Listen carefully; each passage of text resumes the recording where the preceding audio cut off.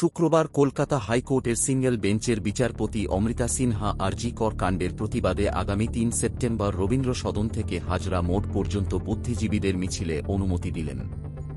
আবেদন মেনে নির্দিষ্ট দিনে নির্দিষ্ট রাস্তায় হবে প্রতিবাদ মিছিল।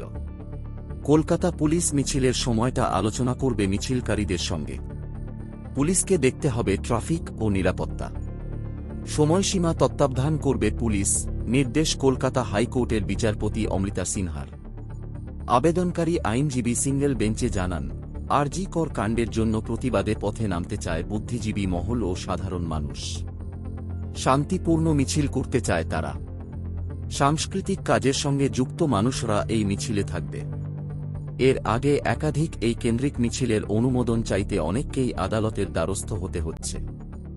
বিকেল ৩টে থেকে ৮টা পর্যন্ত মিছিল করতে চায় এই সংগঠন। জয়েন্ট কমিশনারের কাছে আবেদন করা হয়, কিন্তু কোনো উত্তর দেননি তিনি। রাজ্যের আইনজীবী এ প্রসঙ্গে বলেন যে রাস্তায় তারা মিছিল করতে চাইছে সেটা অফিস টাইম, তাই অফিস টাইমকে এড়িয়ে মিছিল করলে অনুমোদন দিতে পারবে পুলিশ। এ বিষয়ে কলকাতা হাইকোর্টের বিচারপতি বলেন, অফিস টাইমে মিছিল এর আগেও হয়েছে।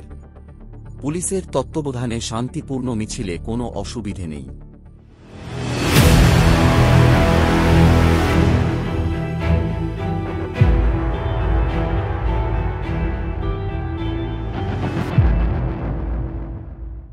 পুলিশ ট্রাফিক ও নিরাপত্তার বিষয়টি দেখবে। শুক্রবার হাইকোর্টের বিচারপতি অমৃতা সিনহার বেঞ্চে ছিল সেই মামলার শুনানি।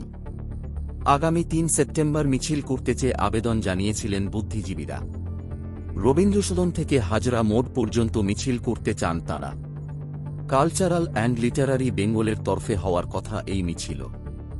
এদিন শুনানি শুরু হলে রাজ্য জানায়, মিছিলের সময় নিয়ে আপত্তি আছে তাদের।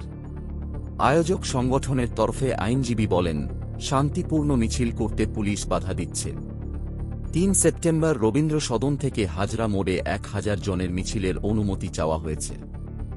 রাজ্যের আইনজীবী জানান, শুধু সময় বদলাতে চাইছে রাজ্য, কারণ ওই সময় অফিস ছুটি হয়। বিচারপতি অমৃতা সিনহা রাজ্যকে বলেন, চারিদিকে যে বিক্ষোভ হচ্ছে, শুধু সময় বেঁধে দিয়ে আপনি কি সেটা আটকাতে পারবেন? তবে সময় ছাড়া রাজ্য কোনো আপত্তি না করায় শান্তিপূর্ণ মিছিলে অনুমোদন দিয়েছে আদালত। প্রসঙ্গত, আরজি করের ঘটনার পর একাধিক মিছিল হয়েছে মহানগর। দেশ জুড়ে উঠেছে প্রতিবাদের ঝড়। প্রতিবাদ মিছিল নিয়ে এসওপি তৈরি করার আর্জি রাজ্য জানিয়েছিল সুপ্রিম কোর্টে। তবে সুপ্রিম কোর্টের প্রধান বিচারপতি DY চন্দ্রচূড় সেই আর্জি খারিজ করে দেন। শীর্ষ আদালতের রায়ে বলা হয়, রাজ্য আইন প্রয়োগ করতে পারবে প্রয়োজন হলে, তবে শান্তিপূর্ণ মিছিলে বাধা দেওয়া যাবে না। আগামী ৩ সেপ্টেম্বর প্রস্তাবিত এই মিছিল ঘিরে চলছে প্রস্তুতি।